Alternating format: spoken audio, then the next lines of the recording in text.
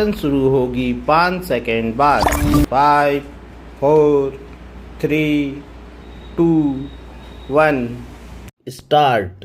Punjab police ने जिस तरह से गैंगस्टर लॉरेंस बिश्नोई गैंग और उससे जुड़े नेटवर्क पर शिकंजा कसना शुरू किया है, वह राज्य की आंतरिक सुरक्षा के लिए महत्वपूर्ण कदम है।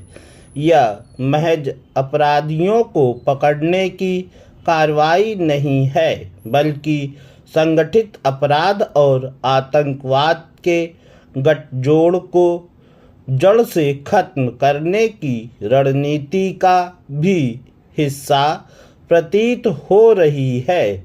अच्छी बात यह है कि इस अभियान का आधार डाटा आधारित दृष्टिकोण है।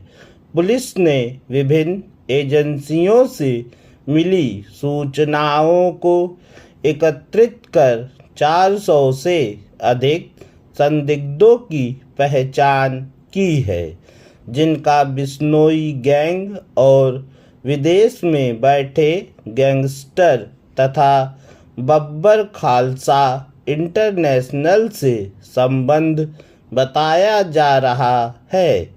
इनमें से 178 ऐसे संदिग्ध हैं जिन पर तुरंत कार्रवाई आवश्यक मानी गई है। यह दिखता है कि कार्रवाई गहराई से की जा रही है। गैंगस्टर तथा आतंकी नेटवर्क चिंता का विषय इसलिए भी बना हुआ है क्योंकि यह युवाओं को गुमराह कर हिंसा और अपराध की ओर धकेलने का कार्य कर रहा है। पंजाब जैसे संवेदनशील राज्य में यह प्रवृत्ति सामाजिक ताने बाने को कमजोर करती है।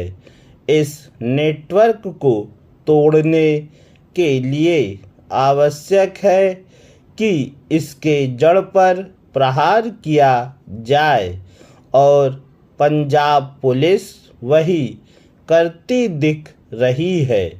हालांकि इस दिशा में तेजी लाने की आवश्यकता है ताकि जल्द नतीजे सामने आएं।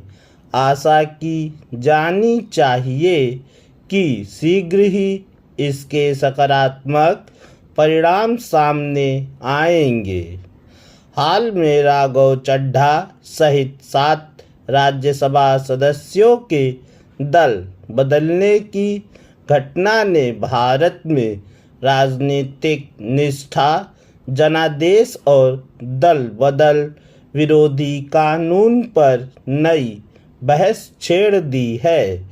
लोकतंत्र में मतदाता केवल व्यक्ति को नहीं चुनता, बल्कि उसके साथ जुड़े दल, विचारधारा, नेतृत्व, चुनावी घोषणाओं और सार्वजनिक वचनों पर विश्वास करके मत देता है।